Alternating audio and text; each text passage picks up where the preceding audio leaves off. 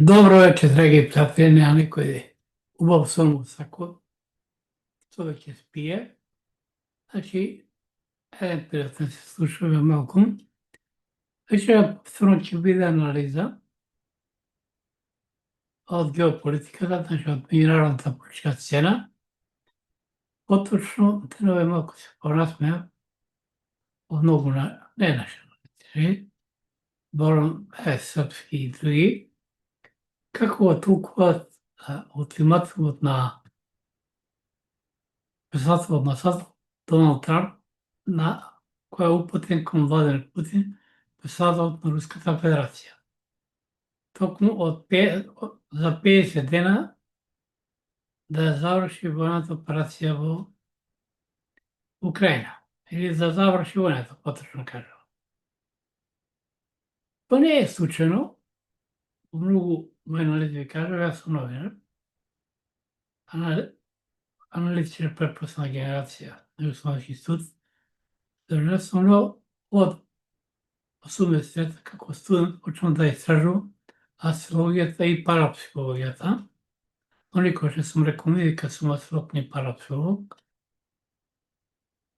Знам дека сум си новинар, иако и дадов книга астролошка и списание моје астролошко, но немам да помнам тоа, иако држа предавање. Но тоа не ми е целта. Целта ми е да ви кажам дека они ми помагаат во моите анализи. И овој ултиматум не дојде случајно. Зошто? Од 15 јули, значи до 12 август, Меркур е ретрограден, а тоа е планета на интелектуалната енергија. Заправо би препорачал на сите добро да размислите пред да донесете одлука или да потпишете нешто. И тоа е планета на интелектуалната енергија на народот. Каде не треба да се обрне внимание, не е моје да кажам што и како. Бидејќи Меркур е во пета куќа ретрограден, тоа е народот, а Марс е во шеста куќа кај шовата. Значи ќе има многу пари, но си имат нивни аналитичари и советници. Значи, темата на мојот разговор, на мојата видеоанализа вечерва е ултиматум што го даде Доналд Трамп на Путин. Малку е смешно, зашто? Кој ќе му иде на рака на Владимир Путин, зашто во моментот сонцето му во 9 поле начина да избија полека на меѓународната сцена, а некаде од септември, при крајот на август, ќе биде во 10 куќа неговата доминација. Ќе дојде до израз на Меркур му ретрограден во 9 куќа. И што се случи? Значи, на меѓународна сцена не успеа новите санкции на ЕУ, бидејќи Словачка стави вето. А Трамп рече дека ќе има после 50 дена санкции, значи ово се иде на растурање на единството на Европската унија. Ја кажав, оваа година кој ќе почне распадот на ЕУ и на НАТО, и не случајно Доналд Трамп, председател на САД, побара од сите земји членки на ЕУ да го зголемат својот воен буџет на 5% од БДП, тоа е премногу. Но се големи пари и ретко која земја на НАТО ќе го направи, има можност да го направи. Потврдно со тоа, сакаше да ја смири својата јавност во САД, потврдно војната индустрија, а до некаде ја смири и еврејското лоби со бомбардирањето на нуклеарните постройки во Иран, кои беа испразнети. Тоа беше комедија, кажувам за тоа. Значи на Путин му дава рок од 50, малку е смешно, но до некаде и логички, зашто 50 дена завршуват некаде, да кажеме, на крајот на август, почетокот на септември. Може да се одложи после до октомври некасно, значи до тогаш треба да паднат Харков, Одеса, Николаев. Во таа фаза и да се прифатат условите на Русија или некој ќе продолжи. А Русија санкции не се плаши. на 20 санкции се въведи, бидейки това земя, която може сама да живее, извозник на храна е, 2/3 от природните ресурси ги поседва. Инако, кога збориме за Украина, кога се создава в Советския съюз 20 права, 19 права, неа Ленин ја взима као 10 подписи, као на бил од царската самока територија. Крајина на руски значи крајина. Интересно тогаш, значи под Украинска област не била ни Одеса, ни Харков, нити пак Крим.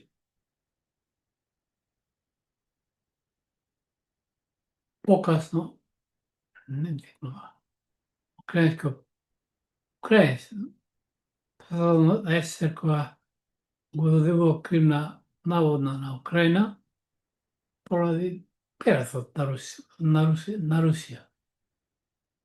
Значи, со никош не биле украински територии, нити Крим, а и Украина никош не била држава до 91 пардон, како и Македонија, која се формира као самостојно независна, инаку Македонија е од античко време, знаеме уште.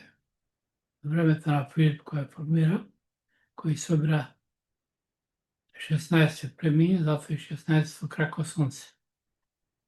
И он уште тоа време дели Македонија на горна и долна. Овој дел на Македонија спаѓа во долна, пардон, во горна, а долна е Егејскиот дел. На друго ми е темата.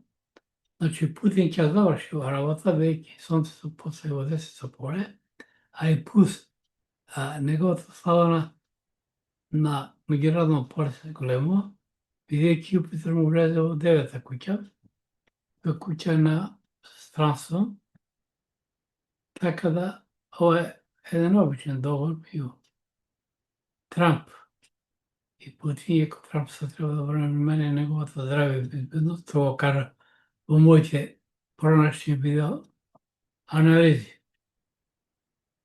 Значи, ова е само договор, Путин да ја забрза работата и затоа сега се мобилизирани око 120.000 војници, плюс око 30 треба од Северна Кореја. Тука е помошта доаѓа и од Кина на материјално поле, и оружје и амуниција. Така да во моментот Украина е пред колапс или пред капитулација, слободно може да се каже. Инаку, специјалната војна операција што нарекот Русија,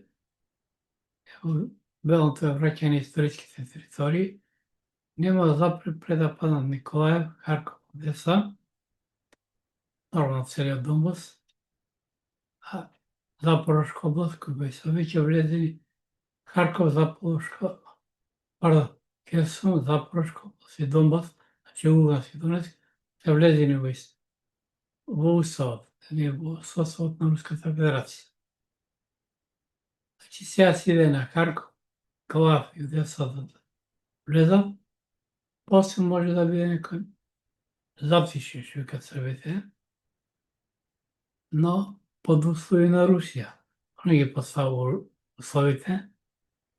Сатината не се во моментот подготвени војно да делуваат. Самите кажуваат треба 5 до 10 години да ги стафат.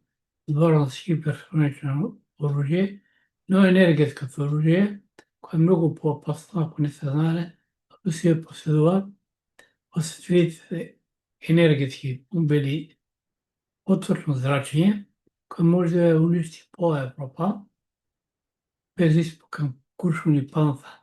Значи да ја уничи сета електродистрибуција да остане, да ја врати во 15 век, 16 век, не е важно.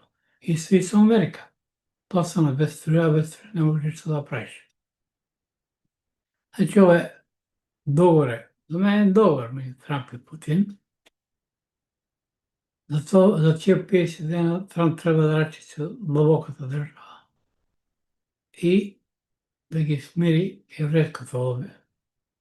Но што и како ќе бидеме, те исклучено да дојде до воен судир меѓу Кина и САД, тука главно да би одрила Ким. Така да САД се наоѓа во незавидна положба и на економско и на воено поле. Драги пријатели, толку беше вечерва за ова моја анализа.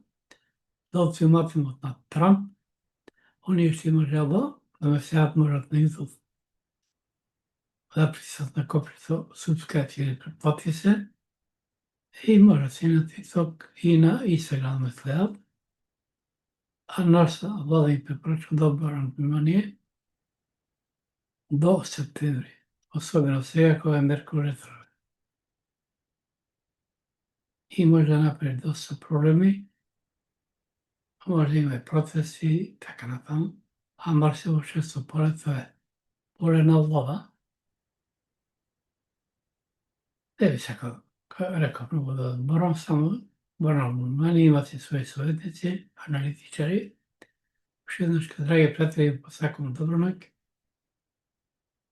Па се гледаме во наредната моја видеоанализа, а тогаш со Македонија и со доста напред.